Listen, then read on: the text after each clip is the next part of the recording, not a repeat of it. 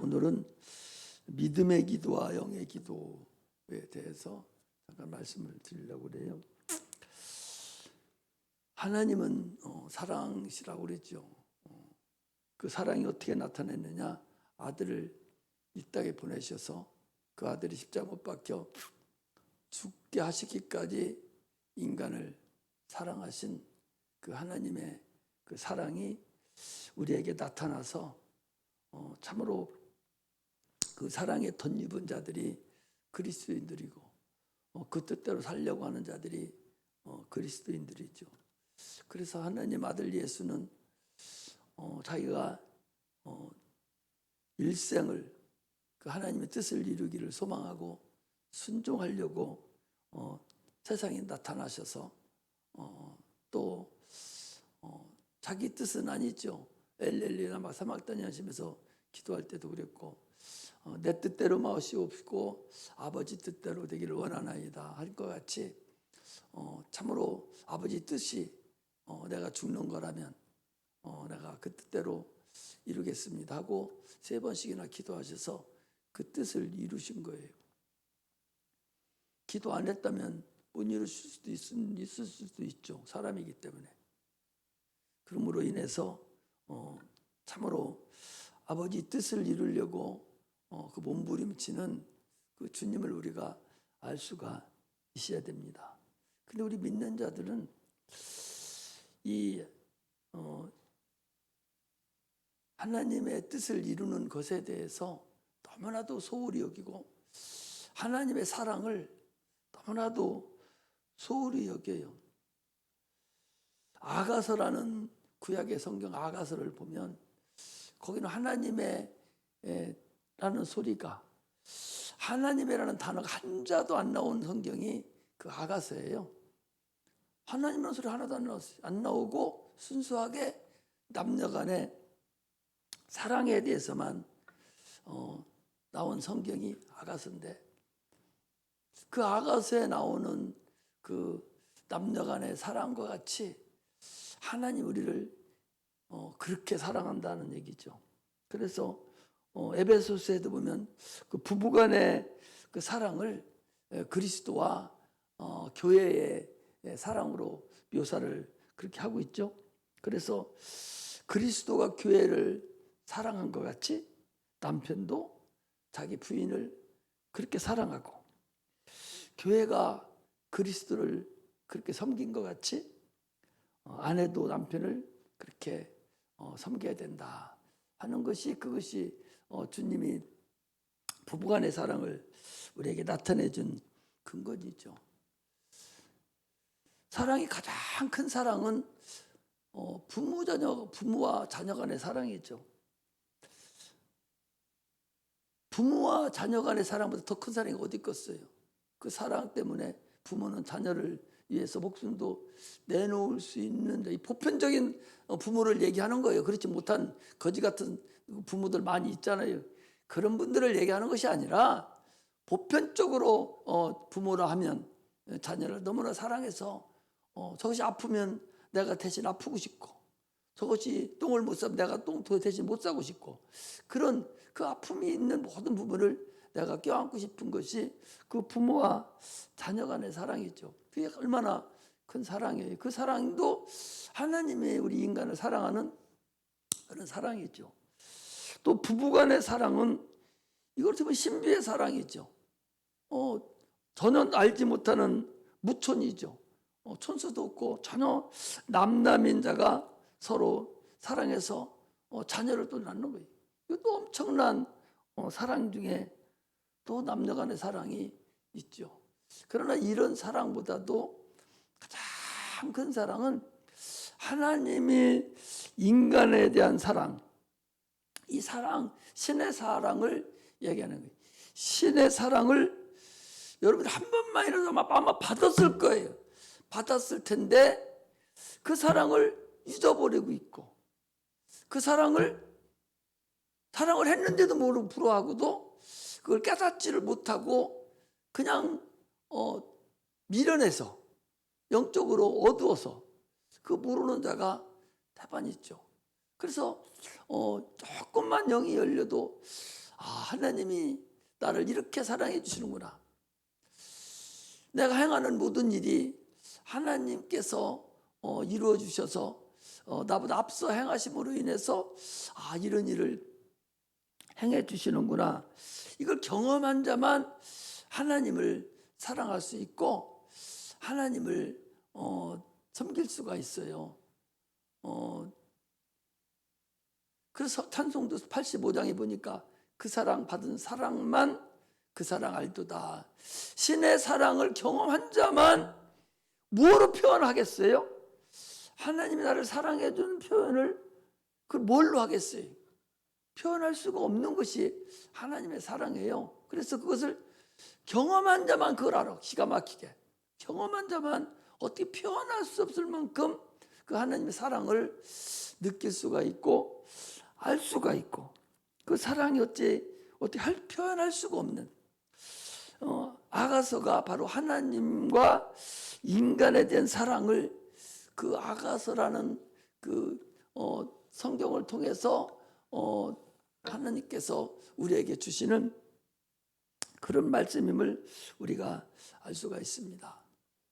많은 사람들은 자기가 하나님의 사랑을 이미 받았고 또 지금도 받고 살면서도 육체가 조금만 어렵고 힘들고 아프고 무슨 일이 생기면 하나님 없는 모양이라고. 하나님 없는 모양. 하나님 있으면 왜 나를 이렇게 만들지? 그런 푼수 대가리들이 얼마나 많은지 몰라요. 안 믿는 사람도요. 예수도 안 믿어. 하나님 인정도 안 하는 등신이 뭐라 하는 거니? 어렵고 힘든 일이 생기면 하나님이 나를 왜 이 팔자로 만들지? 하나님 왜 나를 이 꼴로 만들어? 하나님 믿지도 않는 것이, 하나님 인정도 안 하는 것이 팔자 타령을 하면서 아니 하나님은 원망도 하시지. 어떻게 나는 이런 삶을 살게 만들어?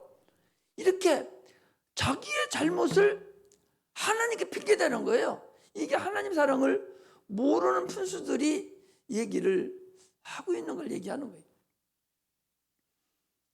하나님을 저를 위해서 십자가 못 박혀 죽기까지 사랑하셔서 구원의 그 은총 입고 그리고 육체가 살아가는 동안에도 지금도 항상 돌이켜보면 정신을 차려보면 여러분 정신 차려 하는 것이 육체 정신 차리는 것이 아니라 정신이 뭐예요? 영혼이잖아요. 영혼의 정신을 차려보면 과연 내가 지금 하나님 앞에 그렇게 대해도 되는가? 하는 걸 우리가 알 수가 있는 거예요. 어리석지 얼마나 어리석은지 몰라요. 하나님을 뭐 부려먹듯이 부려먹으려고 그러고 그동안에 여기까지 인도하신 하나님, 에베네셀 되신 하나님, 그걸 보라는 거예요. 그래서 우리가 헌금할 때도 받은 은혜에 감사하고 받을 은혜에 또 감사하는 거예요. 받은 복에 감사하고 복 받을 것을 감사하는 거예요. 이게 진실된 감사거든요. 그런데 사람들은 그 하나님의 사랑을 너무나도 무시하고 소홀히 여기고 자기가 지금 오늘에 여기까지 온 것이 자기가 잘나서 와 있는 줄 알아요. 자기가 무진한 노력을 해서 오늘에 와서 살아 있는 줄 알아요. 자기가 오늘에 여기 처신돼 있고 지금 잠을 자고 먹고 살고 하는 모든 것이 자기가 똑똑해서 오늘 거기 온 줄 알거든요. 아직까지 자기가 다 자기 하나님 다 자기를 먹이 살리고 입히고 다 그렇게 해줬는데도 불구하고 그 사랑은 팽개쳐버리고 자기가 똑똑해서 그린 줄 안다니까. 얼마나 어리석은지 몰라요. 이스라엘 백성들은요, 여러분 하나님의 권능을 눈으로 본 사람들이에요. 아니 애굽 전역이 다 죽어가는 마당에 자기들만 살아서 나온 사람들이에요. 홍해바다에서 그들이 육지를 같이 건너고 왔지만 그 뒤에 따라온 애굽 백성들은 다 수장돼서 둥둥 떠내려가는 거 다 봤어요. 그 본 사람들이라니까. 광야는 사람이 살 수 있는 곳이 아니에요. 거기는 하나님의 도움이 아니면 살 수 없는 곳이라고. 물 한 방울도 없는 그 무법천지의 그 광야에 반석을 쳐서 물을 내서 줬고, 농사지치 안에도 만나를 줘서 먹여 살렸고, 메추라기 떼서 고기도 먹이고, 그뿐입니까? 기온이 낮과 밤 기온이 너무 높아, 너무 뜨거우니까 구름 기둥으로 덮어버리고, 낮에는, 밤에는 추니까 불 기둥으로 환하게 불 떼주고, 이렇게 해서 그들을 인도했어요. 그런데도 여러분, 그들은 하나님을 원망했어요. 조금만 어려우면 하나님 우리를 식탁을 배설할 수 있을까? 우리 먹고 살게 할 수 있을까? 계속적으로 애굽만을 생각한 거예요. 거기는 노예생활 했어도 그래도 배고치는 않았는데, 거기는 그냥 살았어도 이렇게 어렵지는 않았는데, 과거 생각만 하는 거예요.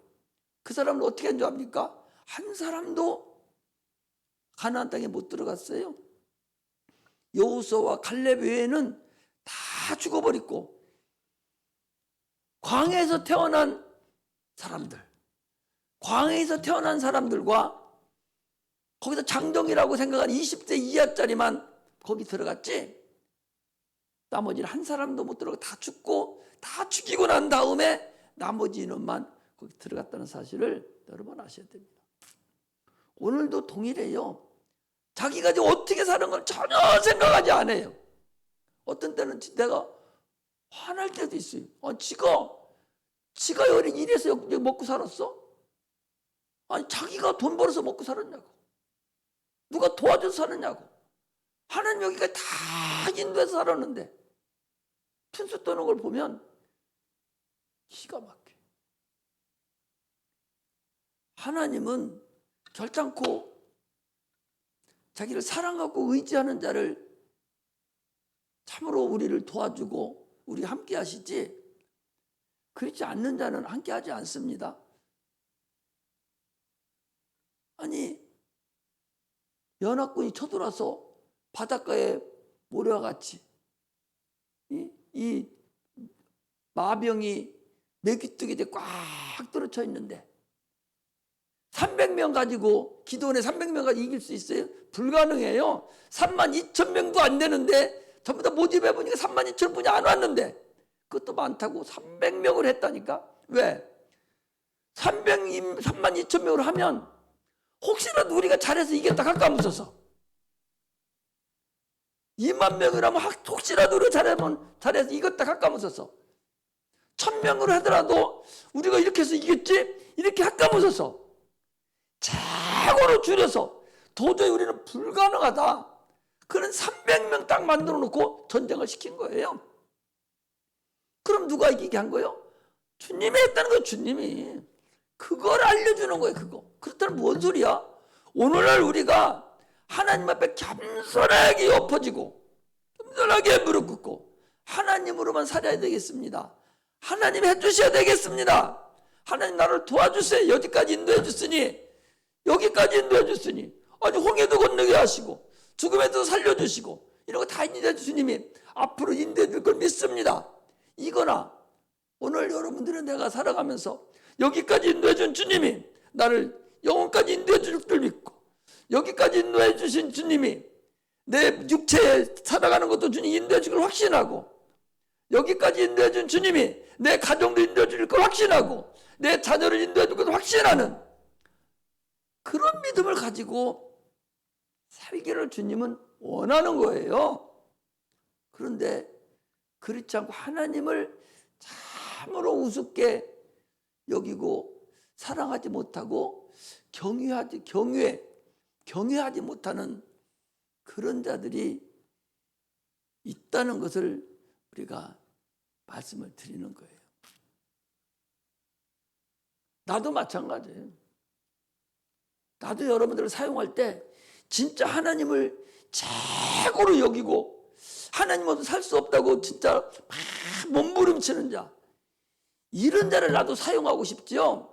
하나님 웃기게 여기는 자는 나는 사용하지 않습니다. 절대나 사용하지 않아요. 그 소용없어요. 진짜 나 하나님으로 살겠다고 얘기하고 그분을 경외하고 그분에 위해서 살려고 노력하는 그런 사람을 내가 사용하고 싶지, 하나님 우습게 여기고 지 마음대로 생각하고 하는 그런 데를 내가 왜 사용합니까? 하나님도 마찬가지. 우리는 하나님의 사랑을 아는 자가 되시기를 주의 이름으로 축복합니다. 할렐루야. 예수님께서 이 땅에 오셔서 하나님의 뜻을 다 이루셨어요. 그 뜻이 뭔거니? 구약의 선지자들이 있었어요. 구약에 많은 선지, 하나님 말씀을 듣는 자가 구약의 선지자예요. 구약에는 세 부류가 있죠. 첫째는 왕이 있어요. 기름 부은 자가 왕입니다. 두 번째 제사장이 있어요. 제사 지내는 자가, 성전에 제사 지내는 자가 제사장이에요. 세 번째는 선지자가 있어요. 이것도 기름 부은 자들이에요. 이 선지자도 기름 부음 받아서 하나님께서 음성을 듣고 백성들에게 이야기를 해주는 자가 선지자예요. 제사장이라 할지라도 직접 듣지 않습니다. 선지자를 통해서 들어요. 왕이라 할지라도 직접 듣지 않아요. 선지자를 통해서 들어요. 선지자라고 그렇다고 해서 제사를 지낼 수 있냐? 못 지내요. 제사장으로만 왕을 제사를 드릴 수가 있어요. 제사장만 성전에 들어갈 수 있어요. 왕이라고 해서 이렇게 할 수 있냐? 못합니다. 이 세 부류가 있어요. 그 선지자들이 하나님의 감동을 받아서 하나님의 뜻을 얘기를 해줘요. 백성들에게. 그 뜻이 예언이죠. 말하자면 하나님들 이렇게 하겠다는 예언이죠. 그 기록된 그 예언을 예수님께서 오셔서 그 뜻대로 다 이루신 것이 우리 주님이라는 거죠. 주님이 어느 날 내가 하나님의 아들이다, 이래서 주님이라고 인정하는 것이 아니라 그런 구약의 수천 년 동안 예언돼서 오신 분, 하나님의 아들이 와서 다 이루신 거, 이루지 않은 것은 주님 때가 돼서 하나님의 아들이 이 땅에 오셔서 하나님의 일을 다 이룰 분을 오실 것이다, 오실 것이다 32,500여 가지를 계속 말씀드렸는데 그 일을 주님이 다 이루시고, 그 이루신 것이 뭐냐? 십자가 못 박혀 죽으시는 것이 그것을 다 이루는 사건이에요. 이루시고, 그리고 자기도 또 예언을 했어요. 자기도 또 예언했습니다. 내가 구약 예언대로 내가 이제 죽었다가, 구약은 죽는 데까지 나왔으니까 그 와서 죽으리라. 그 죽는 거 죽었어요. 죽는 데까지 와서 이루시고, 죽기 전에 주님이 내가 죽지만 사흘에 부활하리라. 내가 죽지만 사흘에 부활하리라. 그리고 부활하신 주님께서 내가 다시 성령을 너희들에게 보내주마. 내가 다시 부활하신 주님 다시 성령을 보내주마. 그리고 또 올라가시면서 내가 다시 오리라. 내가 다시 오리라. 그랬어요. 죽기 전에 주님이 내가 3일 후에 부활이라. 3일 후에 예언이 이루어졌어요. 성령은 열흘 후에 예언이 이루어졌어요. 이제는 다시 오리라는 것만, 예언만 이루어지면 모든 성경은 그대로 다 응해지는 거예요. 다시 오리라는 것만 아직 이루어지지 않았지 그대로 다 이루어진 거예요. 그렇다면 오늘날 우리도 주님의 예언이 여러분들과 나를 통해서 이제 이루어져야 돼요. 내 가정의 부활의 능력이 나타나야 되고, 성령이 너희들 임하시면 너희들이 권능을 받고 예루살렘과 유다와 사마리아 땅끝까지 이르러 내 증인이 되리라. 그리고 너희는 내 이름으로 귀신을 쫓아내고 병든 자를 고치고 새 방언을 말하리라 했으니까 그 일이 우리를 통해서 이루어져야 된다는 사실을 여러분 아셔야 됩니다. 그래서 우리가, 여러분들과 내가 주님이 하신 그 말씀이 반드시 이루어져야 됩니다. 그 뜻이 이루어지는 데는 상당히 어려움이 있어요. 아니, 주님의 뜻을 이루기 위해서, 주님의 뜻을, 야곱의 가정에는 무슨 일이 있었어요? 이삭이 자녀를 둘을 낳는데 큰 자가 작은 자를 섬기리라 해서 작은 자가 큰 자를 섬기는, 큰 자가 작은 자를 섬기는 그런 역사가 나타나려니까 두 형제 간에 피비린내 나는 싸움이 있을 수도 있는데도 불구하고 반드시 그 일이 이루어지는 사건이 이게 바로 하나님의 뜻이에요. 마리아에게도, 여러분 마리아가 별거 아닌 것 같지만요, 그는 정혼한 자예요. 남편이 이미 있는 자예요. 그가 애를 뱄다면, 임신을 했다면 당시에 그 유대 율법에 의해서는요 죽어버려야 돼. 바로 죽어야 돼요. 그래서 여러분 그 사복음에 보면 요셉이라는데 어떻게 했습니까? 가만히 끊고자 했다고 그랬어요. 끊고자 했다는 얘기는 둘이 결혼하면 이미 얘가 남자를 만난 거기 때문에 없는 걸 하려고 끊고자 했다는 사실을 여러분 아셔야 돼요. 그래서 천사가 가서 알려주고 저는 성령은 잉태된 자라 해가지고 낳기까지 정점치 아니하고 보호해 준 것을 알 수가 있어요. 죽음을 각오하는 거예요. 하나님의 뜻이 이루어지려면 환난이 있어요. 죽음을 각오하지 않으면 하나님의 뜻은 이루어지지 않습니다. 야곱과 에서의 관계도 하나님의 뜻이 이루어지려니까 살인사건도 번질 수 있는 그런 일도 있을 수 있는 것들이에요. 그러나 하나님의 뜻은 반드시 이루어져야 돼요. 이것이 하나님의 뜻이라는 사실을 여러분 아셔야 됩니다. 그래서 가정에 이번에도 내가 그러잖아요. 여러분 돈도 할 사람 없으면 식구들 데려오라고. 아버지 데려오고 엄마 데려오고 할머니 할아버지 데려오고 데려다 앉히라고. 기도해서 데려다 앉히라고. 꼭 친구 없다고만 방방거리지 말고 가장 가깝게 있는 사람 데려다 앉히라고. 기도하라고요. 기도도 안 해보고 해보지도 않고 가정이 어려워질 것만 생각하고 왜 안 데려가요? 왜 안 데려가? 전쟁이 일어날까면서 겁나서 못 데려오는 거예요. 응? 내가 들어볼까요? 우리 여기 어떤 장로님 기자는 자녀 데려오려면 전쟁 벌어져야 돼요. 전쟁 안 벌어지면 못 데려가요. 난리가 나기 시작할 거예요. 내가 장로니까 야 우리 교회 가자 말 한마디 한과 동시에 대부분의 문제 생겨요. 그 집. 왜? 귀신들이 악한 마귀들이 그냥 놔두지를 않습니다. 좋은 게 좋은 거라고 아무 소리 하고 그냥 세상 사람대로 그냥 살아가면 마음 편한데 지금 이대로 그냥 갈 수 있는데 근데 그거 딱 던져놓으면 내가 세상에 불을 던지러 왔다고 그거 딱 던져놓으면 교회 가자고 말 한마디만 딱 해놓으면 당장에 저쪽에서 막 들고 일어날 거려. 지금 좋은 관계가 바로 삐뚤어질 거려. 그거 무서워서 못하는 거야. 그거 무서워서 여러분 못하는 거야. 그 얘만 들어드리는 거예요. 얘만. 그뿐만 아니에요. 다 우리도 그랬고 다 동일해요. 그러나 하나님의 뜻을 이루려면 반드시 그 일은 이루어져야 돼. 살인사건이 나도 그 일은 반드시 하나님의 뜻은 이루어져야 되는 거예요. 그러나 살인사건은 반드시 일어나지 않습니다. 하나님이 다 역사하시고 있기 때문에 그 일을 우리가 반드시 이루어내야 된다 하는 걸 얘기합니다. 그래서 마음의 기도는 이미 벌어진 사건에 대해서 우리가 과거에 일어난 사건에 대해서 하나님 이건 이렇고 이런 걸 얘기하면서 마음의 기도를 하지만 영의 기도는 미래지향적이에요. 앞으로 일어날 일을 모릅니다. 그러니까 미래를 모르니까 내 영이 방언으로 말을 하는 거예요. 영은 알지만 우리는 모르거든요. 그래서 마음의 기도는 대개가 다 거짐 과거지향적인 기도고 영의 기도는 미래지향적인 기도가 많아요. 그래서 우리가 마음으로 기도하고 영으로 기도하고 영으로 기도하고 마음으로 기도하고 이렇게 해서 계속적으로